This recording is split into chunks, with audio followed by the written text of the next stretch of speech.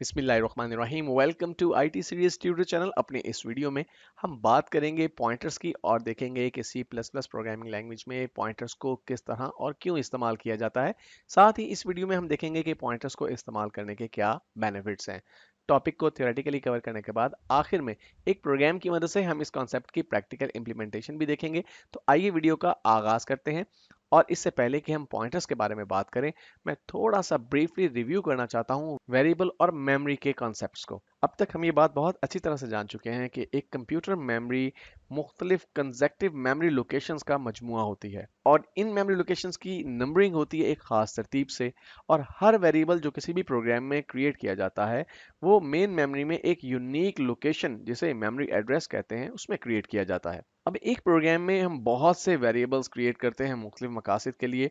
एक वेरिएबल की डिक्लेरेशन से हमारी मेन मेमोरी में एक specific amount of space reserve हो जाती है और हम वेरिएबल के नाम की मदद से उस मेमोरी लोकेशन को एक्सेस कर सकते हैं जो कि वेरिएबल के लिए रिजर्व की जाती है। और प्रोग्रामर्स अपने प्रोग्राम्स के अंदर वेरिएबल्स को नाम की मदद से ही एक्सेस करते हैं और इस्तेमाल करते हैं। लेकिन कंप्यूटर नाम के बजाय मेमोरी एड्रेस का इस्तेमाल करते हुए किसी मेमोरी लोकेशन को एक्सेस करता है। जब हम किसी वेरिएबल को डिक्लेयर करते हैं तो वेरिएबल के साथ तीन चीजें एसोसिएट हो जाती हैं: वेरिएबल का नाम, वेरिएबल की टाइप और वेरिएबल का मेमोरी एड्रेस। स्क्रीन पर जो कोड आप देख रहे हैं इसकी मदद से एक वेरिएबल डिक्लेयर किया गया है जिसका नाम a है और जिसकी डाटा टाइप इंटीजर है। और इस a नामी वेरिएबल के लिए हमारी मेन मेमोरी में एक मेमोरी लोकेशन रिजर्व की गई है जिसका एड्रेस हेक्साडेसिमल वैल्यू की सूरत में आपको इस बॉक्स के ऊपर नजर आ रहा है। अब वेरिएबल 2 या 4 बाइट्स मेमोरी में रिजर्व करेगा, ये डिपेंड करता है हमारे कंप्यूटर के ऊपर। लेकिन अगर हम ये देखना चाहें कि हमारे इस वेरिएबल का मेमोरी में एड्रेस क्या है तो वो हम रेफरेंस ऑपरेटर की मदद से देख सकते हैं और रेफरेंस ऑपरेटर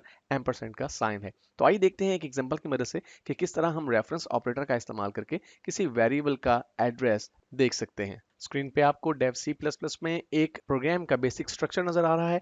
लेट्स से कि हम अपने मेन फंक्शन में एक इंटीजर डाटा टाइप का वेरिएबल a डिक्लेयर करते हैं और हम ये देखना चाहते हैं कि हमारे इस वेरिएबल का एड्रेस क्या है मेन मेमोरी में।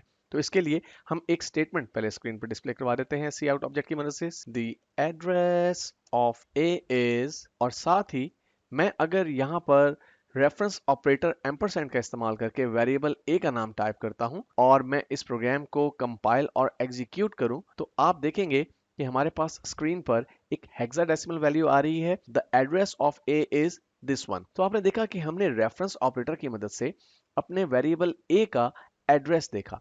अब अगर मैं इस एड्रेस को किसी वेरिएबल में स्टोर करना चाहूं तो क्या कर सकता हूं, आइए हम कोशिश करके देखते हैं। मैं एक और वेरिएबल डिक्लेयर करता हूं यहाँ पे इंटीजर डाटा टाइप का b और मैं कहता हूं b is equal to ampersand a। यानी मैं b वेरिएबल में वो एड्रेस स्टोर करना चाहता हूं जो कि वेरिएबल a का है। मैं इसे सेव करता हूं और कंपाइल करने की कोशिश करता हूं। आप देखिए यहाँ पे हमारे पास एरर प्रोड्यूस हो रहा है और ऐसा इसलिए है कि हम एक सिंपल वेरिएबल में किसी दूसरे वेरिएबल का एड्रेस या लोकेशन स्टोर नहीं कर सकते। इसके लिए हमें पॉइंटर्स की जरूरत पड़ती है। तो आइए देखते हैं कि पॉइंटर्स क्या होते हैं। तो पॉइंटर हम एक ऐसे वेरिएबल को कहते हैं जिसमें हम किसी दूसरे वेरिएबल का एड्रेस उसकी मेमोरी लोकेशन को स्टोर कर सकते हैं। अभी हमने देखा कि जब हमने वेरिएबल बी में वेरिएबल ए के एड्रेस को उसकी लोकेशन को स्टोर करने की कोशिश की तो कंपाइलर ने एक एरर प्रोड्यूस किया।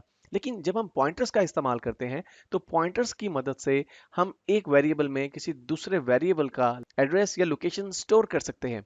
अब यहाँ पे सवाल ये उठता है कि हमें मेमोरी लोकेशन की क्या ज़रूरत है। जब हम नाम की मदद से किसी वेरिएबल को एक्सेस कर सकते हैं तो हमें वेरिएबल्स की मेमोरी लोकेशंस को यूज़ करने की क्या ज़रूरत है। तो actually pointers C plus plus programming language का एक बहुत ही पावरफुल फीचर है जिसकी मदद से मेमोरी लोकेशंस को डायरेक्टली एक्सेस करके उनमें मौजूद डाटा को मैनिपुलेट किया जा सकता है। तो डेफिनेटली पॉइंटर्स के कुछ एडवांटेजेस हैं जिनकी वजह से इन्हें इस्तेमाल किया जाता है। इसका सबसे पहला एडवांटेज तो ये है कि इसकी मदद से हम डायरेक्टली किसी मेमोरी एड्रेस को एक्सेस कर सकते हैं। इसका दूसरा बेनिफिट ये है इसकी मदद से हम मेमोरी को सेव कर सकते हैं। और इसका तीसरा एडवांटेज ये है क्योंकि पॉइंटर्स की मदद से डायरेक्टली किसी मेमोरी लोकेशन को एक्सेस किया जा सकता है इसलिए ये ज्यादा तेजी के साथ काम करते हैं। तो आइए अब देखते हैं कि पॉइंटर्स को डिक्लेयर कैसे किया जाता है। तो पॉइंटर्स को डिक्लेयर करने के लिए आपको सबसे पहले वो डाटा टाइप मेंशन करनी होती है जिस डाटा टाइप के वेरिएबल का आप एड्रेस स्टोर करना चाहते हैं किसी पॉइंटर के अंदर। अगर आप एक इंटीजर वेरिएबल का एड्रेस स्टोर करना चाहते हैं तो उसके लिए आपको एक इंटीजर टाइप का ही पॉइंटर चाहिए होगा। बिल्कुल इसी तरह से फ्लोट डाटा टाइप के वेरिएबल के एड्रेस को स्टोर करने के लिए आपको फ्लोट डाटा टाइप का ही एक पॉइंटर चाहिए होगा। तो सबसे पहले आप मेंशन करते हैं कि आपके पॉइंटर का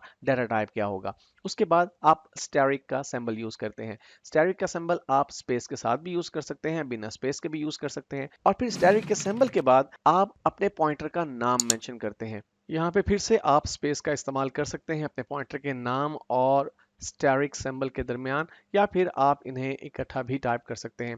आइए अब एक प्रोग्राम की मदद से हम इस कॉन्सेप्ट को मजीद क्लियर करते हैं। ये एक बहुत ही सादा सा और छोटा सा प्रोग्राम है जहाँ पे हम पॉइंटर्स का इस्तेमाल करने वाले हैं।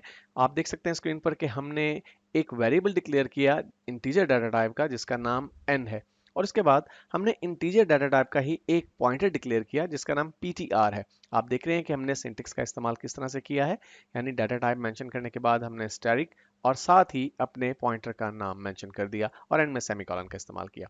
उसके बाद हमने सी आउट ऑब्जेक्ट की मदद से स्क्रीन पर यूजर के लिए एक प्रॉम्प्ट जनरेट किया, एंटर एन इंटीजर, और फिर सी इन ऑब्जेक्ट की मदद से यूजर की इनपुट करदा वैल्यू हमने स्टोर कर ली एन नामी वेरिएबल में। अब लाइन नंबर 10 पे देखिए, हम बेसिकली अपने n वेरिएबल का एड्रेस स्टोर कर रहे हैं अपने पॉइंटर में, जो कि हम लाइन नंबर 7 पे डिक्लेयर कर चुके हैं। हमने कहा ptr is equal to %n। ये बात ध्यान में रखिएगा कि पॉइंटर्स को एक मरतबा डिक्लेयर करने के बाद आप सिर्फ उनके नाम की मदद से उनको एक्सेस करते हैं, दोबारा से आपको स्टैरिक सिंबल का इस्तेमाल करने की जरूरत नहीं होती। तो जनाब लाइन नंबर 10 पे हमारे वेरिएबल n का एड्रेस स्टोर हो गया हमारे इस पॉइंटर के अंदर, और यहाँ पर हमने रेफरेंस ऑपरेटर यानी एम्परसेंड साइन का इस्तेमाल किया है, जिसे हम प्रीवियस एग्जांपल में भी देख चुके हैं कि जब हम किसी भी वेरिएबल का एड्रेस या लोकेशन देखना चाहते हैं तो हमें रेफरेंस ऑपरेटर यानी एम्परसेंड साइन का इस्तेमाल करना होता है। तो जब आप किसी पॉइंटर को किसी वेरिएबल का एड्रेस असाइन करना चाहते हैं तब भी आपको एम्परसेंड यानी रेफरेंस ऑपरेटर का इस्तेमाल करना होता है। लाइन नंबर 11 पे हमने सी आउट ऑब्जेक्ट की मदद से एक मैसेज स्क्रीन पर डिस्प्ले करवाया, दी वैल्यू ऑफ n। अब बेसिकली पहली लाइन में हम वो वैल्यू प्रिंट करवा रहे हैं जो कि n वेरिएबल में स्टोर है, जो कि यूजर ने इनपुट के तौर पे फराहम की है, और यहाँ पे सिंपली हमने n वेरिएबल को प्रिंट करवा दिया सी आउट ऑब्जेक्ट के साथ। और नेक्स्ट लाइन में हम एड्रेस डिस्प्ले करवाना चाह रहे हैं, तो उसके लिए हमने सी आउट ऑब्जेक्ट के साथ ये मैसेज डिस्प्ले करवाया, दी एड्रेस ऑफ n, और फिर हमने अपने पॉइंटर का नाम यहाँ पर मेंशन कर दिया ptr। तो आइए इस प्रोग्राम को कंपाइल और एग्जीक्यूट करते हैं। तो देखिए प्रोग्राम की एग्जीक्यूशन पे हमसे एक इंटीजर मांगा जा रहा है, लेट्स मैं 25 एंटर करता हूं, और देखिए the value of n 25, the address of n, आपको एक हेक्साडेसिमल वैल्यू नजर आ रही है। तो आपने देखा किस तरह से आप पॉइंटर्स को इस्तेमाल कर सकते हैं अपने प्रोग्राम्स में।